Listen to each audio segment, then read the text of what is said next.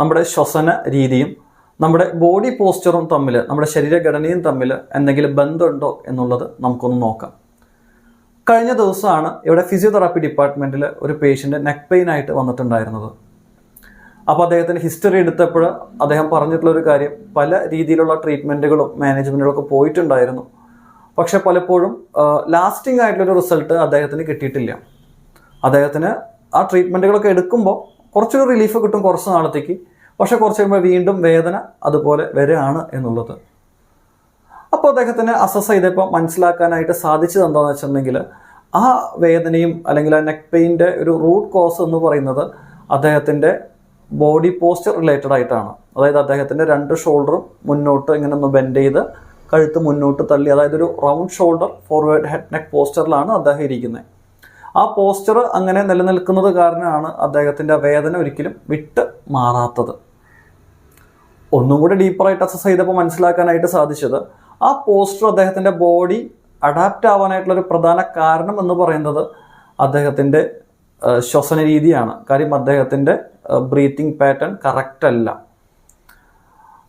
അതെങ്ങനെയാണ് ഇതുപോലെ ശ്വസന രീതി കറക്റ്റ് അല്ലാതെ ഈ ബോഡി പോസ്ചറിന് ഈ ഒരു അവസ്ഥ വന്നത് എന്ന് നമുക്ക് നോക്കാം. അതായത് പ്രത്യേകിച്ച് ഈ പേഷ്യൻ്റ് ഒക്കെ കേസ് എടുക്കുകയാണെങ്കിൽ, നമ്മൾ സാധാരണ രീതിയിൽ ശ്വാസം എടുത്ത് വിടുന്ന സമയത്ത് നമ്മൾ ശ്വാസം എടുത്തു ഏകദേശം ഈ ഒരു ഡയഫ്രം കറക്റ്റ് എക്സ്പാൻഡ് ചെയ്ത് അങ്ങനെയാണ് പുറത്തേക്ക് വിട്ടിട്ടാണ് നമ്മൾ ശരിക്കും ആ ഒരു ശ്വാസോച്ഛ്വാസനം നടക്കുന്നത്.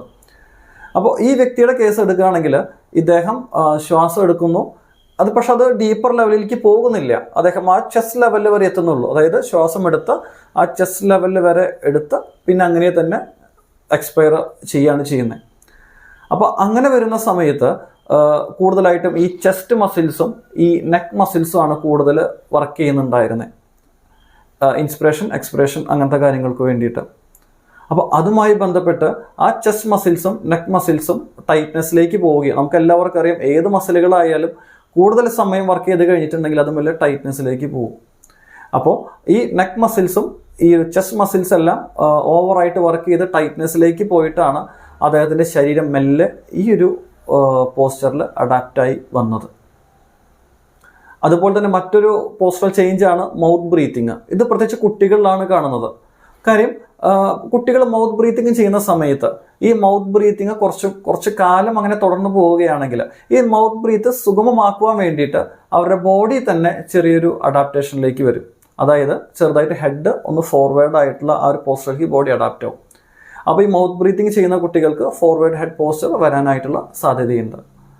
അതുപോലെ തന്നെ നമ്മുടെ ആ ഒരു ഡയഫ്രം ശരിയായിട്ടുള്ള രീതിയിൽ ഫങ്ഷനിങ് ചെയ്തില്ല എങ്കിൽ നമ്മുടെ ബ്രീത്തിങ് കുറച്ചും കൂടെ ഈസി ആക്കാൻ വേണ്ടിയിട്ട് നമ്മുടെ ബോഡി കുറച്ചും കൂടെ ഒരു അഡാപ്റ്റേഷനൊക്കെ വരുത്തും. അതായത് ഒന്ന് ഫ്രണ്ടിലേക്ക് ഒന്ന് ലീൻ ചെയ്യുക, ബെൻഡ് ചെയ്യുക, കുനിയുക, അങ്ങനത്തെ കാര്യങ്ങളൊക്കെ വരും.